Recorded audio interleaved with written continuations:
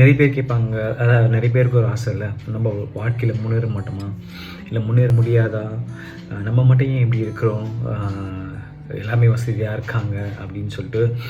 வாழ்க்கையில் முன்னேற்றம் கண்டிப்பாக வேணும், பட் ஆனால் கோல் டிசைட் பண்ணணும் இல்லையா. அது சின்ன கோலாக இருக்கட்டும், பெரிய கோலாக இருக்கட்டும். ஸோ நேற்று சைக்கிளில் போனவங்க தான் இன்றைக்கி காரில் போகிறாங்க.